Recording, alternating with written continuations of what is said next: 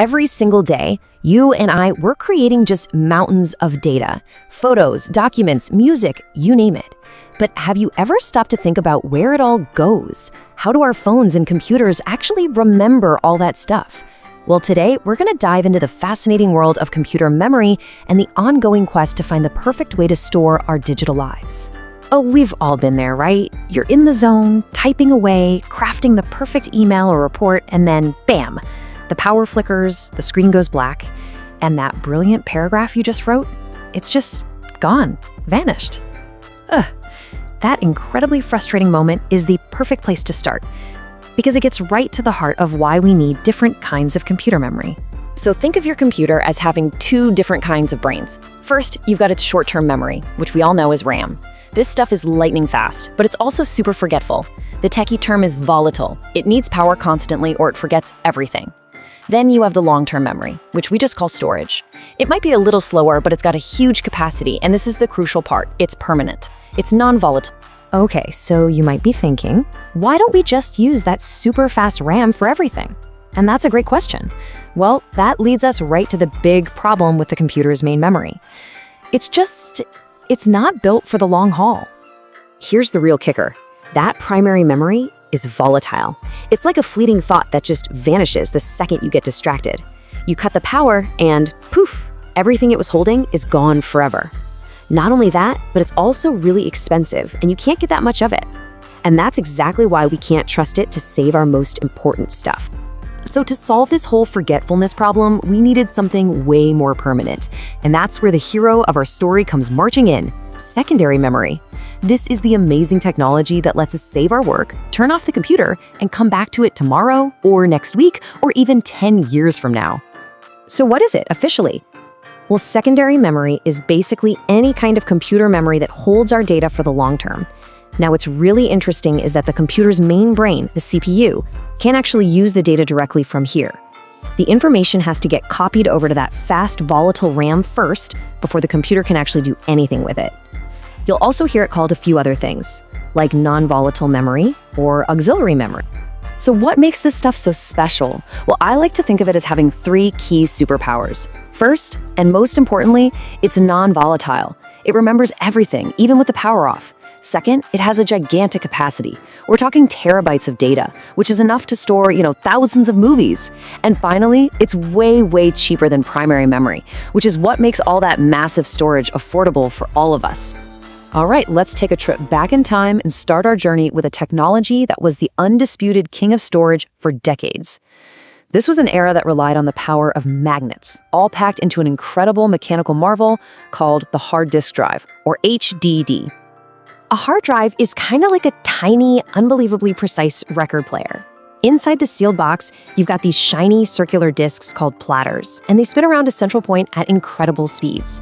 Then, a magnetic read-write arm just flies across the surface, and to store your data, your ones and zeros, it magnetizes tiny, tiny spots on the disk. To read it back, it just senses those same magnetic fields. Simple, but brilliant. And when I say fast, I mean it. This just shows you the insane level of engineering we're talking about. To get your data quickly, those platters have to spin at mind-boggling speeds. A high-end server hard drive can hit 15,000 rotations per minute. Let that sink in. That's 250 spins every single second. It's an absolute feat of mechanical precision. But even these amazing magnetic drives had their physical limits. The next revolution didn't come from spinning things faster. It came from using something that's already the fastest thing there is: light. This was the dawn of the optical disc, where we started using powerful lasers to read and write our data. And I'm talking, of course, about CDs, DVDs, and Blu-rays. What's so cool here is watching the storage capacity just explode and thinking about what that let us do. A standard CD held about 700 megabytes, perfect for a music album. Then came the DVD with around 4.7 gigabytes, giving us enough space for a whole movie. And then Blu-ray came along with up to 128 gigs of space, and that was the game changer that ushered in the era of glorious high-definition video. And you probably remember these discs came in different flavors, right? You had your CD-ROM, which stood for read-only memory. The data was put there at the factory. Then you had the CD-R for recordable, which let you burn your own awesome music mixes, but only once. And finally, there was the CD-RW for rewritable, which let you write and erase data on the same disk over and over again. But today, even optical disks feel like ancient history. The modern era, the era we live in now, belongs to the flash revolution. This is solid-state storage, a technology that's defined by what it doesn't have. Any moving parts at all.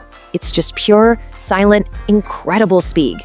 So how does this magic work without any spinning parts? Well, to put it simply, flash storage uses a technology that's actually really similar to that fast RAM we talked about. But here's the magic trick. It uses these tiny electron traps that can hold onto a charge even when the power is off. That's what makes it non-volatile. It remembers everything, no power cord required. So let's put them head to head. Old school versus new school. The hard disk drive is mechanical. It's got spinning platters, moving arms. It takes time to find your data. The solid-state drive, the SSD, is pure electronics. No moving parts means it can access data almost instantly. And that speed is totally transformative. We're not just talking about booting up your computer fast. We're talking about loading a massive video game world in a blink, or editing 4K video without a single stutter. It's a game changer. And once you start looking for it, you realize this technology is literally everywhere. It's the SSD inside your laptop, making it feel snappy. It's the little USB flash drive you carry around in your pocket. It's the tiny SD card inside your digital camera, and the even tinier micro SD card in your phone. It has become the silent, invisible workhorse of our modern digital lives. So now that solid state is king, where do we go from here? Well, the latest trends are all about clever combinations, or even making storage so abstract that it feels like it isn't even there. Let's talk about hybrid drives and, of course, the cloud. A hybrid drive, or SSD, was this really clever compromise for a while. It basically gave you the best of both worlds. A small, speedy, solid-state drive for your operating system and apps, so your computer feels fast, combined with a big, cheap, traditional hard drive to store all your massive files, like your giant photo and movie collections. And then there's the cloud. Now, cloud storage isn't some magical, fluffy thing in the sky. It's a model where your data isn't just on one hard drive in your house. Instead, it's stored on a massive global network of servers in huge data centers, and you can get to it from anywhere you have an internet connection. Your files are safe, backed up, and always available. And this isn't some far-off, futuristic concept. You are using it every single day. Services like Google Drive, Dropbox, and OneDrive. That's all cloud storage. It's what keeps your photos and documents synced up between your phone, your tablet, and your computer, completely changing how we think about where our data actually lives. When you think about it, from spinning magnetic disks to lasers and now to silent electronic chips, the evolution of storage has just been this incredible story of human ingenuity. But here's the thing. We are creating data at an absolutely explosive, unprecedented rate.